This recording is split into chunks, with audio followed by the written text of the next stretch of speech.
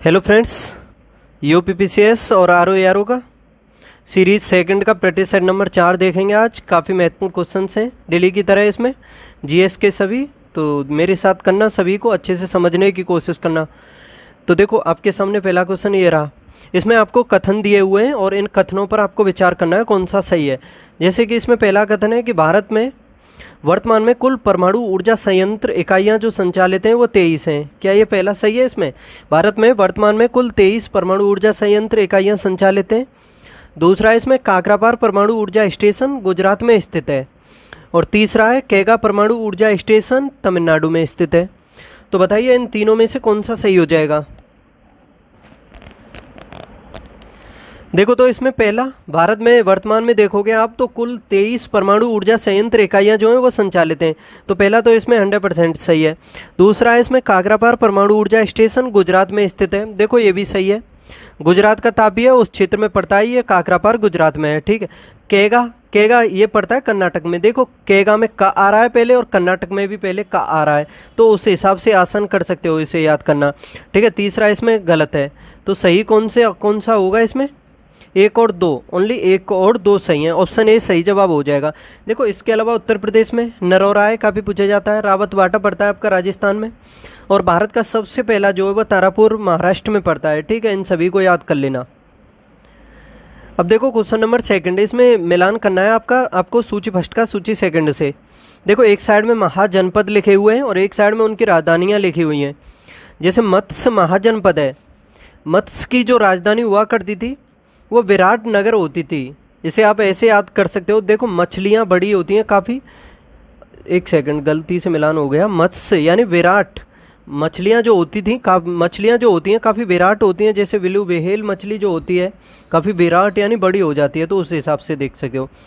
कुरु महाजनपद की राजधानी इंद्रप्रस्थ हुआ करती थी। ठीक है, दिल्ली जो हरियाणा का क्षेत्र है उस साइड में। देखो, सूरसेन, ये मथुरा, सूरसेन की राजधानी मथुरा, अस्मक की पोतन। ठीक है, ये चारों में देख लो। ए का हो जाएगा 3, बी का हो जाएगा 4, सी का 1 और डी का 2। 3, 4, 1, 2 इसके सही जवाब हो जाएंगे। 16 महाजनपद हैं, अच्छे से याद कर लेना सभी की राजधानियां। 3, 4, 1, 2, ऑप्शन सी सही जवाब हो जाएगा इसका। क्वेश्चन नंबर 3, दूर दृष्टि दोष में प्रतिबिंब कहाँ पर बनता है? रेटिना पर, रेटिना के पीछे, रेटिना के आगे, या उपर्युक्त में से कोई नहीं? बताइए।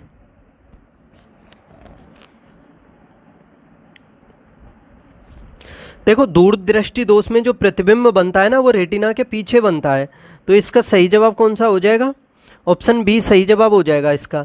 ठीक है, दूरदृष्टि दोष से अगर कोई व्यक्ति पीड़ित हो जाता है तो उसको स्पष्ट दूर की दिखाई नहीं देती है या नजदीक की?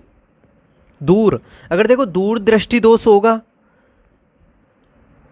तो वो दूर की वस्तुओं को स्पष्ट देख पाएगा, यानी समझ सकते हो। जो दोष होगा यानी दूर का होगा तो दूर की दिखेंगी ओनली स्पष्ट रूप से, नज़दीक की नहीं। अगर निकट दृष्टि दोष होगा तो उसे निकट की दिखेंगी।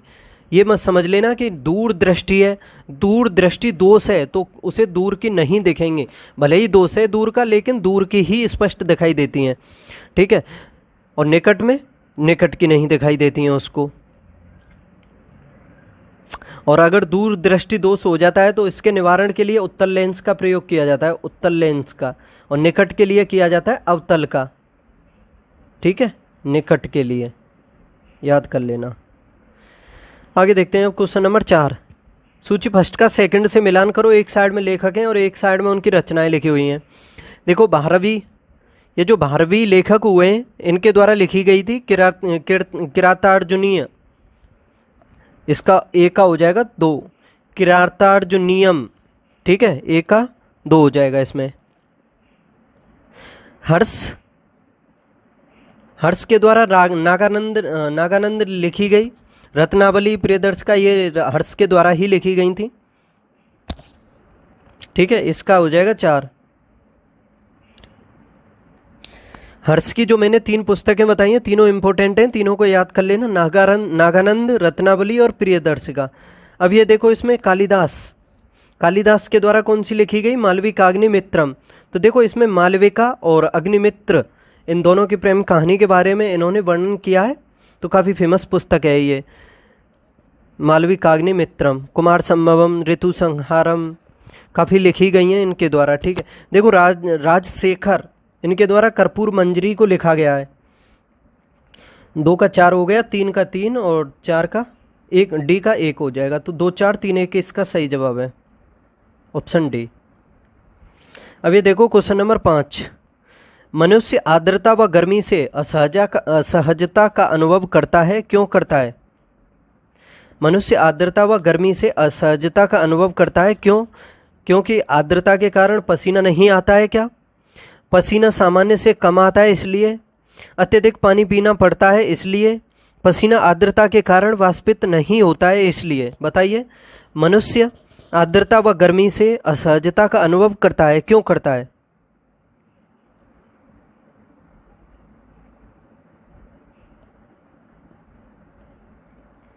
देखो इसमें जो पसीना है वो वाष्पित नहीं होता है। ठीक है, तो इसका सही जवाब हो जाएगा ऑप्शन डी।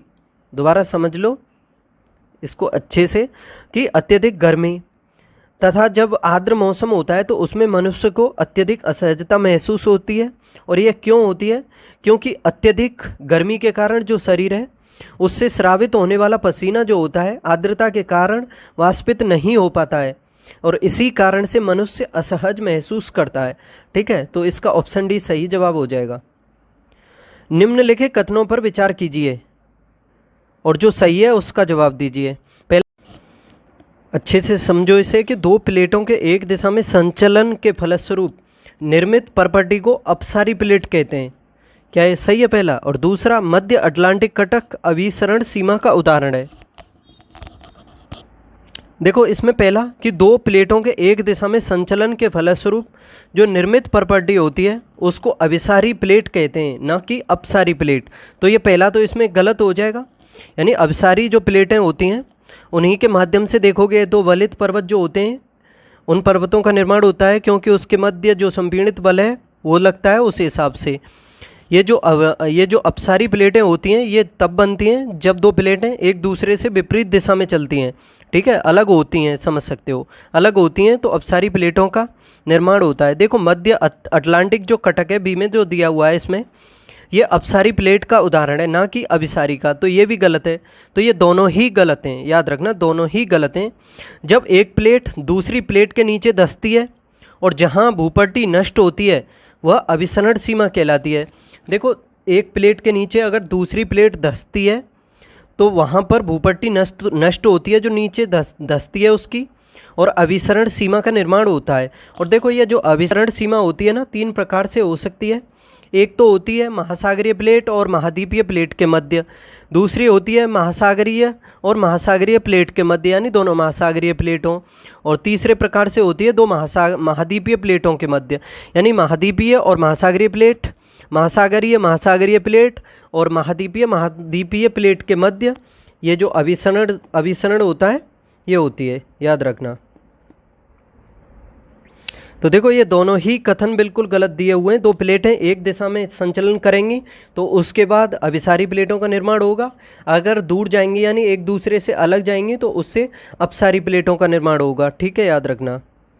तो ये दोनों ही कथन गलत हैं, ऑप्शन डी हो जाएगा इसका सही जवाब। आगे देखते हैं क्वेश्चन नंबर 7, सूची फर्स्ट का सूची सेकंड से इसमें मिलान करो। मुल्ला दाऊद का संबंध किससे है इसमें?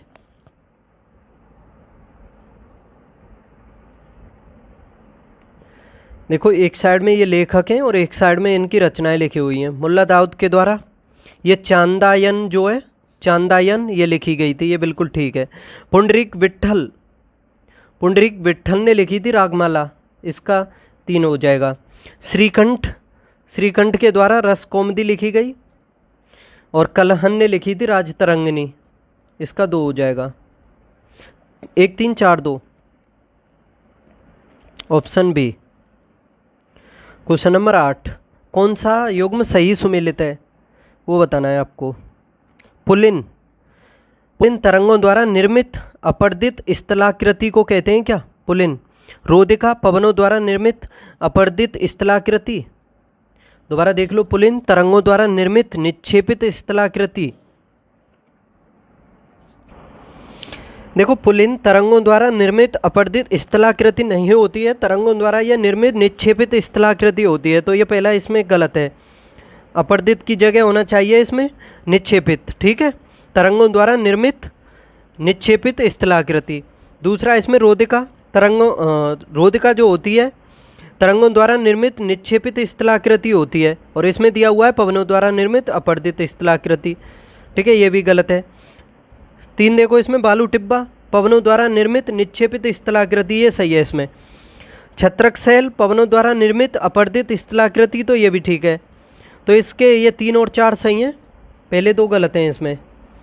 तो ऑप्शन बी सही जवाब हो जाएगा, 3 और 4। क्वेश्चन नंबर 9, हाल ही में एक राष्ट्र एक चुनाव पर एक उच्च स्तरीय समिति का गठन किया गया है, इसकी अध्यक्षता कौन कर रहे हैं? नरेंद्र मोदी, ओम बिरला, रामनाथ कोविंद और जगदीप धनखड़। बताओ।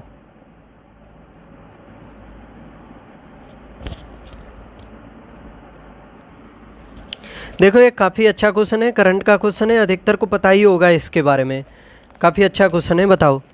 देखो एक राष्ट्र एक चुनाव, इस पर एक उच्च स्तरीय समिति बनाई गई है, और देश में लोकसभा और जो राज्य की विधानसभा हैं उसके एक साथ चुनाव कराने से संबंधित ये मुद्दे की जांच करने और उस पर जो सिफारिश है उसको करने के लिए भारत के जो पूर्व राष्ट्रपति हैं रामनाथ कोविंद, उनकी अध्यक्षता में 2 सितंबर 2023 को एक उच्च स्तरीय समिति बनाई गई है। तो इसका सही जवाब हो जाएगा रामनाथ कोविंद, याद रखना। इनकी अध्यक्षता में 2 सितंबर 2023 को बनाई गई। देखो समिति में अन्य सदस्यों में हम शामिल करेंगे केंद्र गृह मंत्री और सहकारिता मंत्री जो हैं अमित शाह। इसके अलावा राज्यसभा में जो विपक्ष के पूर्व नेता हैं गुलाम नबी आज़ाद। इसके अलावा विधि और न्याय जो राज्य मंत्री हैं स्वतंत्र प्रभार से अर्जुन राम मेघवाल, और वित्त आयोग के जो पूर्व अध्यक्ष हैं NK सिंह, लोकसभा के जो पूर्व महासचिव हैं डॉक्टर सुभाष सी कश्यप। इसी तरह से और भी हैं इसमें, पूर्व मुख्य सतर्कता आयुक्त भी हैं संजय कोठारी, और कश्यप भी हैं, कश्यप मैंने बता दिया, सुभाष सी कश्यप। अधिवक्ता हरीश साल्वे भी हैं इसमें। तो समझ सकते हो आप, तो इतना समझ लो इसकी अध्यक्षता रामनाथ कोविंद के द्वारा की जा रही है, और सचिव भी बनाया गया है इसमें, नितिन चंद्रा को बनाया गया है इसमें सचिव। ठीक है, ठीक है, इतना ही समझ लो। आगे देख लेते हैं अब क्वेश्चन नंबर 10, लोकसभा की अवधि के संदर्भ में निम्नलिखित कथनों पर विचार कीजिए। लोकसभा की अवधि के बारे में देखना है। पहला इसमें लोकसभा की अवधि सामान्य स्थिति में अपने प्रथम अधिवेशन की तिथि से 5 वर्ष यदि वह पहले ही विघटित न कर दी जाए तक हो सकती है। बताओ ये पहला सही है?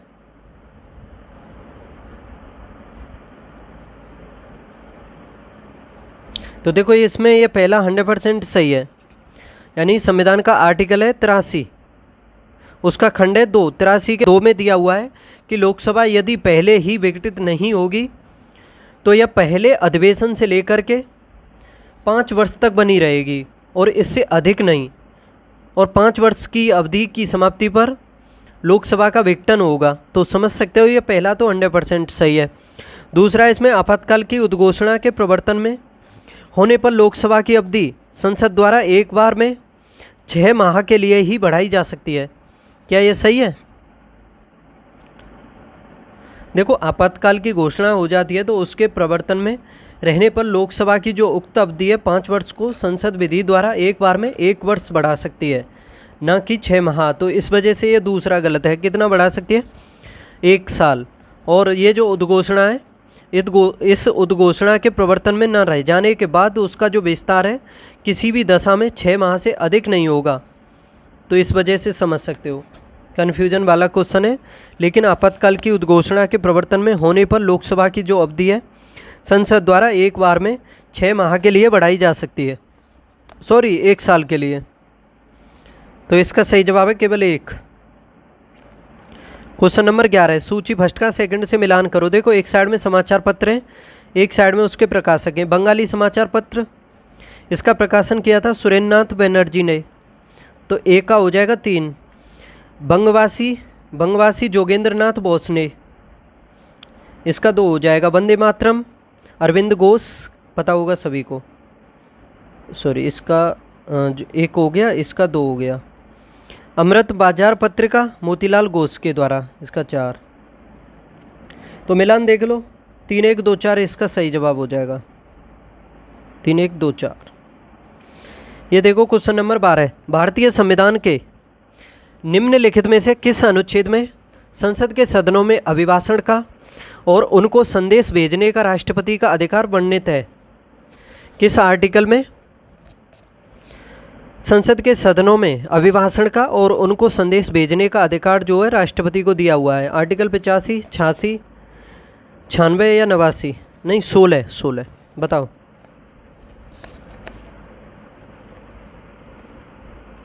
तो देखो इसका सही जवाब हो जाएगा ऑप्शन बी, आर्टिकल 86 में दिया हुआ है संसद के दोनों सदनों में अभिभाषण का और उसके संदेश भेजने का राष्ट्रपति का अधिकार।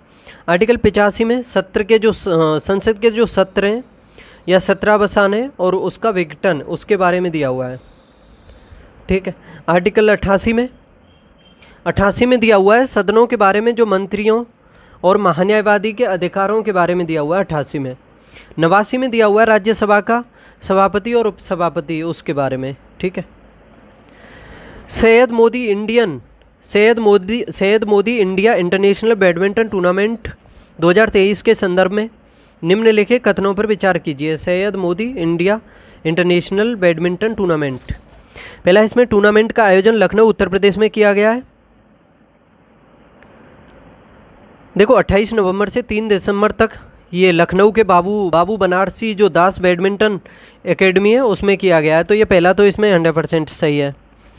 दूसरा है भारतीय महिला युगल जोड़ी तनीषा क्रास्टे और अश्विनी पोनप्पा ने फाइनल मुकाबले में जापान की रिन इवांगा और नाकानिशी की जोड़ी को पराजित कर खिताब अपने नाम किया है। क्या दूसरा सही है? देखो इस प्रतियोगिता के बारे में बात करोगे तो पुरुष एकल का खिताब तो जीता है ताइवान के ची यू जोन ने जीता है और महिलाओं में जीता है ये जापान की नोजोमी ओकुहारा ने। ठीक है। लेकिन इसमें जो दूसरा कथन है भारतीय महिला युगल जोड़ी है तनीषा क्रास्टे और अश्विनी पोनप्पा टूर्नामेंट के फाइनल में जापान की रिन इवांगा और नकानिशी इसकी जोड़ी से हार गई हैं। तो समझ सकते हो ये अश्विनी पोनप्पा और तनीषा क्रास्टे इसमें उपविजेता रही है ना कि विजेता। तो इसमें ओनली पहला सही है, दूसरा गलत है। क्वेश्चन नंबर 14, किसी उच्च न्यायालय में लंबित किसी मामले को किसी अन्य उच्च न्यायालय को अंतरित करने का अधिकार प्राप्त है? राष्ट्रपति को, उच्चतम न्यायालय को, राज्यपाल को या केंद्रीय मंत्रिपरिषद को? बताइए। किसी उच्च न्यायालय में लंबित किसी मामले को किसी अन्य उच्च न्यायालय में या उच्च न्यायालय को अंतरित करने का अधिकार किसको है?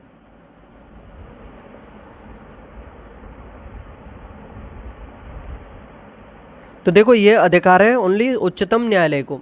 देखो संविधान का आर्टिकल है 139 का, इसका खंड है 2, उसमें दिया हुआ है कि यदि उच्चतम न्यायालय न्याय के उद्देश्य की पूर्ति के लिए ऐसा करना आवश्यक समझे तो वह किसी भी उच्च न्यायालय के जो समक्ष लंबित मामला है उसको मामला या फिर कोई अपील है या कोई कार्यवाही है ऐसे समझ सकते हो किसी अन्य उच्च न्यायालय में कर सकता है उसका अंतरण जो है। ठीक है। तो ये उच्चतम न्यायालय को दिया हुआ है अधिकार। क्वेश्चन नंबर 15, इसमें कथन क्या देखना है? कुछ स्थानों की सूची दी गई है, उनका नामोल्लेख कीजिए जहां भारत छोड़ो आंदोलन में समांतर सरकारों की स्थापना की गई थी। भारत छोड़ो आंदोलन में समांतर सरकारों की स्थापना की गई थी। बलिया, सतारा, हजारीबाग और मेरठ। देखो भारत छोड़ो आंदोलन की महत्वपूर्ण विशेषता थी कि देश के कई स्थानों पर यह समांतर सरकार की स्थापना करना इसकी महत्वपूर्ण क्या थी? विशेषता थी। देखो 1942 के दौरान देश में 3 प्रमुख स्थान थे, जैसे बलिया था अगस्त 1942 में चिंतू पांडे के नेतृत्व में, और तामलुक जो मिदनापुर है उसमें बंगाल है, तामलुक मिदनापुर बंगाल में पड़ता है और वहाँ पर दिसंबर 1942 में, और फिर उसके बाद अगस्त 1944 उसमें दिसंबर बंगाल में जो हुआ था उसमें दिसंबर 1942 से अगस्त 1944 तक हुई थी। इसकी जातीय सरकार ने तूफानी पीड़ितों की सहायता के लिए कार्यक्रम प्रारंभ किया। और फिर तीसरी जगह थी सतारा जो महाराष्ट्र में है, उसमें 1943 से 1940 तक सबसे लंबे समय तक चलने वाली यहाँ पर सरकार बनी थी। ठीक है। तो देखो इसमें मैंने बताया बलिया, सतारा और कौन सा बताया था मैंने? बंगाल में बताया था। मिदनापुर में जो तमलुक है, ठीक है। तो इसमें ये देखना है कौन सी जगह है इसमें। तो देखो इन चारों में केवल 2 सही हैं, बलिया और सतारा। यानी ये 2 जगह जो हैं भारत छोड़ो आंदोलन में समांतर सरकारों की स्थापना की गई थी, बलिया में और सतारा में। तो इसका सही जवाब हो जाएगा ऑप्शन ए, केवल 1 और 2। 3 जगह याद रखना। दोबारा बता रहा हूँ, बलिया 1942 में, तमलुक मिदनापुर जो है पश्चिम बंगाल में 1942 से 1944 तक यहाँ पर जो जातीय सरकार है उसने तूफान से जो पीड़ित लोग थे उनकी सहायता के लिए कार्यक्रम की प्रारंभ किया था। और तीसरा स्थान है सतारा जो महाराष्ट्र में है, 1943 से 1940 तक बनी थी और यहाँ पर सबसे लंबे समय तक सरकार बनी थी, ठीक है, याद रखना। उच्चतम न्यायालय से परामर्श करने की राष्ट्रपति की शक्ति के संदर्भ में निम्नलिखित कथनों में से कौन सा कथन सही है? पहला, इसमें राष्ट्रपति विधि या तथ्य के किसी व्यापक महत्व के प्रश्न को उच्चतम न्यायालय के विचार के लिए निर्देशित कर सकता है। राष्ट्रपति विधि या तथ्य के किसी व्यापक महत्व के प्रश्न को उच्चतम न्यायालय के विचार के लिए निर्देशित कर सकता है क्या? देखो आर्टिकल 143 है, ठीक है, उसमें सलाह के बारे में दिया हुआ है उच्चतम न्यायालय से राष्ट्रपति ले सकता है। और उसका खंड 1 है, उसमें दिया हुआ है राष्ट्रपति विधि या तथ्य के किसी व्यापक महत्व के जो प्रश्न है उसको उच्चतम न्यायालय के विचार के लिए निर्देशित कर सकता है। तो पहला तो इसमें सही है बिल्कुल। दूसरा, इसमें संविधान के प्रारंभ से 2 या अधिक राज्यों के बीच, संविधान के प्रारंभ से पहले 2 या अधिक राज्यों के बीच हुए किसी करार के वर्तमान में प्रवर्तन से उत्पन्न हुए किसी विवाद को उच्चतम न्यायालय के परामर्श हेतु राष्ट्रपति द्वारा निर्देशित नहीं किया जा सकता है। क्या ये दूसरा सही है इसमें? यानी संविधान के प्रारंभ से पहले 2 या अधिक राज्यों के बीच हुए किसी करार के वर्तमान में प्रवर्तन से उत्पन्न हुए किसी विवाद को उच्चतम न्यायालय के परामर्श हेतु राष्ट्रपति द्वारा निर्देशित नहीं किया जा सकता है क्या? तो देखो ये दूसरा तो इसमें 100% गलत है। देखो आर्टिकल है 131, उसमें दिया हुआ है कि संविधान का प्रारंभ हुआ उससे पहले हुए किसी करार के वर्तमान में प्रवर्तन से उत्पन्न किसी विवाद पर उच्चतम न्यायालय, ठीक है, उच्चतम न्यायालय की जो आरंभिक अधिकारिता नहीं होती है। तथापि आर्टिकल 143 का खंड 2 दिया हुआ है, उसमें दिया हुआ है कि राष्ट्रपति उक्त परंतक में किसी बात के होते हुए भी ऐसे किसी विवाद को राय देने के लिए उच्चतम न्यायालय को निर्देशित कर सकता है। तो ये सही है, इसमें ये गलत हो जाएगा ना, इसमें दिया हुआ है निर्देशित नहीं कर सकता है, लेकिन राष्ट्रपति निर्देशित कर सकता है। तो ये दूसरा गलत है, पहला सही है। इसमें जवाब होगा केवल 1। क्वेश्चन नंबर 17, निम्न कथनों पर विचार करें। पहला है, मरुस्थलीय पौधों के जड़ तंत्र काफ़ी लंबे होते हैं। तो देखो मरुस्थलीय जो पौधे होते हैं वहाँ पर जल की, मरुस्थल क्षेत्रों में जल की ऊपरी भागों में कमी होती है काफ़ी। जो जल होता है भूमि के अंदर होता है काफ़ी, जिस वजह से जो मरुस्थलीय पौधे होते हैं वो जल की पूर्ति के लिए काफ़ी नीचे तक जड़ें भेजते हैं अपनी। यानी समझ सकते हो मरुस्थलीय पौधों की जड़ें जो होती हैं काफ़ी लंबी होती हैं, इसी वजह से वो अपना भोजन वो बनाते हैं, ठीक है, तो जल की पूर्ति करते हैं। तो उस हिसाब से समझ सकते हो ये दूसरा इसमें सही है।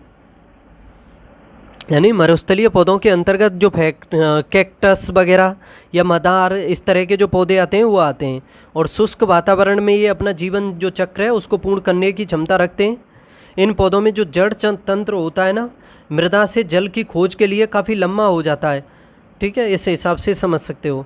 तो पहला तो इसमें सही है। इनमें छोटे तने होते हैं, इसकी जो पत्तियाँ होती हैं काफ़ी छोटी होती हैं, ठोस होती हैं, जिससे वाष्पीकरण कम होता है, यानी कटीले अधिक होते हैं। दूसरा, इसमें मृदा का उच्च तापमान जड़ विकास को प्रोत्साहित करता है। यानी मृदा का जो उच्च तापमान है जड़ विकास को प्रोत्साहित करता है। देखो इसमें ये जो सेकंड है, मृदा का उच्च तापमान जड़ विकास को प्रोत्साहित कर रहा है, इसमें मुझे थोड़ा कन्फ्यूजन सा लग रहा है। वैसे इसमें आंसर माना है, केवल एक सही माना है, दूसरा इसमें गलत माना है, ठीक है।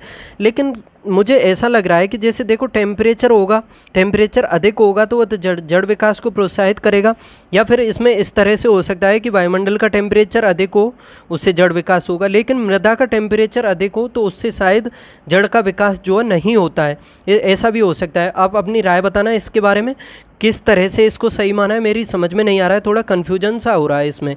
लेकिन इसका मैं आंसर इसी के हिसाब से बता रहा हूँ आपको। इसका केवल एक सही माना है इसमें, दूसरा इसमें गलत है, ठीक है। मरुस्थलीय पौधों के जड़ तंत्र काफ़ी लंबे होते हैं, जो मृदा का उच्च तापमान है जड़ विकास को प्रोत्साहित करता है, तो इसमें ये गलत माना है। लेकिन वायुमंडल का टेम्परेचर अधिक होगा तो उससे जड़ विकास तो होगा, लेकिन इसमें मृदा का टेम्परेचर अलग माना है, अंदर का जो टेम्परेचर अधिक होगा तो शायद उससे जड़ विकास नहीं होगा, वो उसको प्रोत्साहित नहीं करेगा, ऐसा हो सकता है। तो इसका आंसर बता रहा हूँ मैं आपको, ए सही है, इसमें आर गलत है।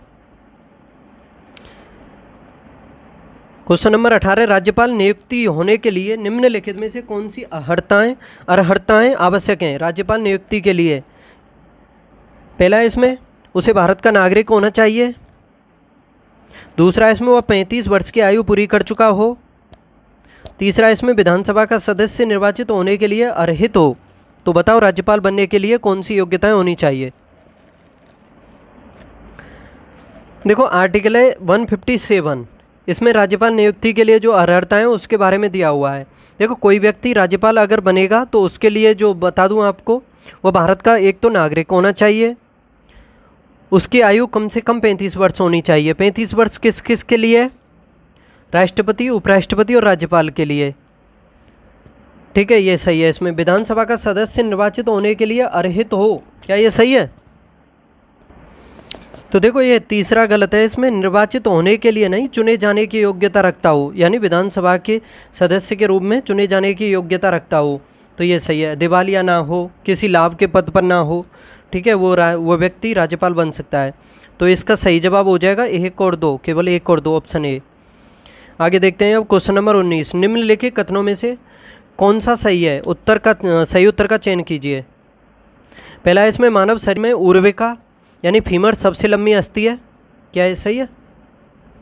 देखो मानव शरीर में जो फीमर है सबसे लंबी अस्थि है, पहला सही है इसमें। हैजा रोग जीवाणु के द्वारा होता है, तो देखो हैजा जीवाणु की वजह से ही होता है। वेब्रियो कोलेरी एक जो जीवाणु होता है उसी की वजह से होता है ये, ठीक है, ये भी ठीक है। एथलीट फुट रोग विषाणु के द्वारा होता है, एथलीट फुट रोग, तो देखो ये गलत है, इसमें ये विषाणु से नहीं है, कवक से होता है। जो कवक होता है उसका नाम है ट्राइकोफाइटोन नामक कवक से होता है, और ये काफ़ी संक्रामक रोग है, ठीक है। तो इसमें 1 और 2 सही हैं, ऑप्शन सी हो जाएगा 1 और 2। क्वेश्चन नंबर 20, भारत के निम्नलिखित राज्यों में से किसमें जनजातियों के कल्याण हेतु एक मंत्री का नियुक्त किया जाना आवश्यक है? छत्तीसगढ़, मध्य प्रदेश, बिहार और झारखंड।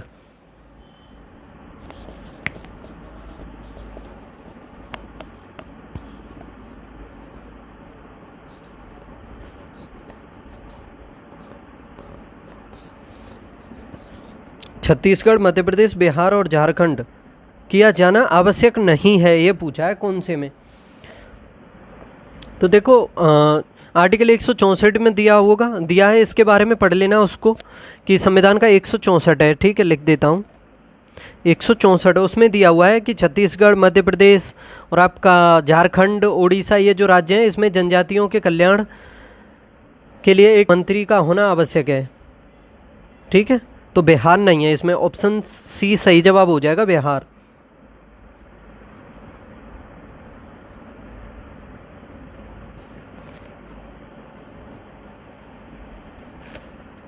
पहले ये जो व्यवस्था थी ये बिहार के लिए भी थी, लेकिन 94वां संविधान संशोधन हुआ 2006 में, ठीक है, 2006 में हुआ 94वां संविधान संशोधन, उसी के माध्यम से इसके लिए इसको बिहार से हटा करके जो झारखंड बना उसके लिए, और छत्तीसगढ़ के लिए जो मध्य प्रदेश से बना उसके लिए भी कर दिया गया। आगे देख लो अब इसे। क्वेश्चन नंबर 21, ब्रिक्स समूह के संदर्भ में निम्नलिखित कथनों पर विचार कीजिए। ब्रिक्स समूह अब 9 देशों का संगठन बन गया है, क्या ब्रिक्स में 9 देश बन चुके हैं अब? पहले तो 5 थे इसमें, क्या अब इसमें 9 हो चुके हैं? बताओ।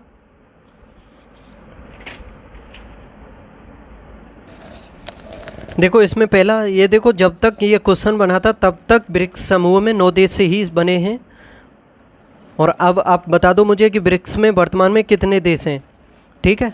इसमें जैसे कि पहले तो इसमें जैसे इसका नाम है BRICS, CS, इसके नाम के अकॉर्डिंग ही देख लो। B से ब्राज़ील, R से रसिया, I से इंडिया, C से चाइना और S से साउथ अफ्रीका।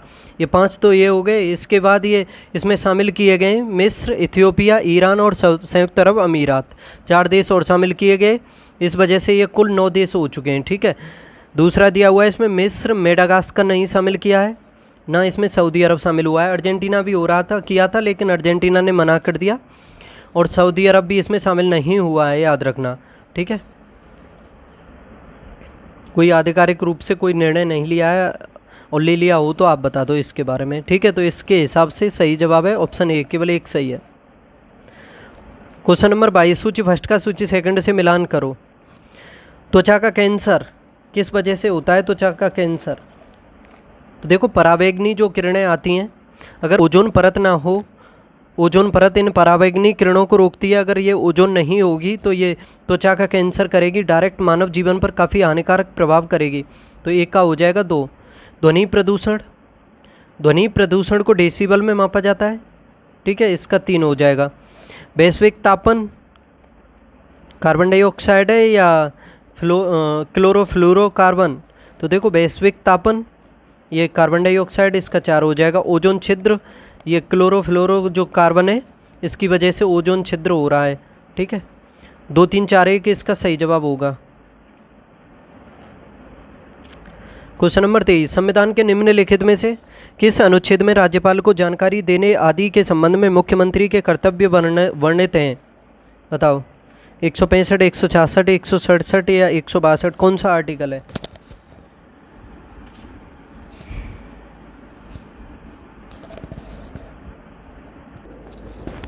देखो काफ़ी अच्छा क्वेश्चन है। संविधान के निम्नलिखित में से किस अनुच्छेद में राज्यपाल को जानकारी देने आदि के संबंध में मुख्यमंत्री के कर्तव्य? तो ये आर्टिकल 167 में दिया हुआ है ये। देखो 162 में क्या दिया हुआ है, इसके बारे में बताऊं मैं आपको। 162 में दिया हुआ है राज्य की जो कार्यपालिका शक्ति है उसके विस्तार के बारे में दिया हुआ है। ठीक है, 162 में। और आपका ये आर्टिकल है 165, इसके बारे में याद रखना, ये राज्य का जो महाधिवक्ता होता है उसके बारे में दिया हुआ है। और आपका 166 में इसमें दिया हुआ है राज्य सरकार, राज्य की जो सरकार है उसके कार्य के संचालन के बारे में। ठीक है, आज का 24वां क्वेश्चन है, गाय का दूध पीले सफ़ेद रंग का होता है जिसका कारण उसमें निम्नलिखित में से किसकी उपस्थिति है? गाय का जो रंग दूध है वो पीले सफ़ेद रंग का होता है, किसके कारण होता है? कैसीन, लैक्टोज, कैसीन के साथ कैरोटीन या लैक्टोज के साथ साथ ब्यूट्रिक एसिड की वजह से? देखो दूध में कैसीन नामक एक प्रोटीन उपस्थित होता है। ठीक है, और इसी प्रोटीन के कारण दूध का रंग जो है वो सफ़ेद होता है। और गाय के दूध के हल्के पीले रंग का कारण क्या है? बीटा कैरोटीन की उपस्थिति है, बीटा कैरोटीन की उपस्थिति। ठीक है, देखो बीटा कैरोटीन हाइड्रोकार्बन होता है और जिसका जो सूत्र होता है ना वो C40 होता है और H56, C40 H56 होता है ये बीटा कैरोटीन का सूत्र। ठीक है, ये हाइड्रोकार्बन होता है। तो इसमें पूछा है दूध पीले सफ़ेद रंग का होता है जिसका कारण होता है, क्या होता है? कैसीन के साथ कैरोटीन। तो इसका हो जाएगा ऑप्शन सी। ठीक है, कैसीन से तो सफ़ेद होता है, कैरोटीन से पीला होता है।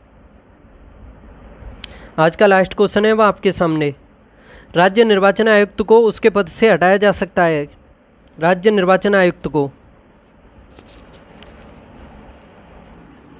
देखो इसका जवाब आपको कमेंट बॉक्स में बताना है। भारत निर्वाचन आयुक्त को उसके पद से हटाया जा सकता है भारत के निर्वाचन आयोग द्वारा, राज्यपाल द्वारा, राज्य मंत्रिपरिषद द्वारा या इनमें से कोई नहीं। और जो तीसरे प्रतिशत में मैंने क्वेश्चन पूछा था उसका जवाब मैं बता देता हूँ, इसका फिर अगले में बताऊँगा। तो देखो ये क्वेश्चन पूछा था मैंने आपसे, तीसरे जो प्रतिशत में क्वेश्चन पूछा था ये पूछा था। ठीक है, कि निम्नलिखित में से कौन सुमेलित नहीं है? हड़प्पा, इसकी खोज दयाराम साहनी ने की थी। ठीक है, ये तो सुमेलित है। लोथल की खोज तो जो की गई थी SR राव के द्वारा की गई थी, देखो ये भी सुमेलित है। सुरकोटदा की खोज JP जोशी ने ही की थी, ये भी ठीक है। धौलावीरा की खोज BK थापड़ ने नहीं की थी, ये गलत है इसमें। ठीक है, RS बिष्ट ने की थी, RS बिष्ट। ठीक है, ये कर लेना, आंसर इसका ये है उसका आंसर बता दो आप मुझे, 1 सेकंड। इसका जवाब कमेंट बॉक्स में बता दो, ठीक है। कल मिलते हैं फिर अगले प्रैक्टिस सेट तक। अगर पीडीएफ चाहिए तो टेलीग्राम चैनल है M2M क्लासेस नाम से, उसको ज्वाइन कर लो, ठीक है। बाय।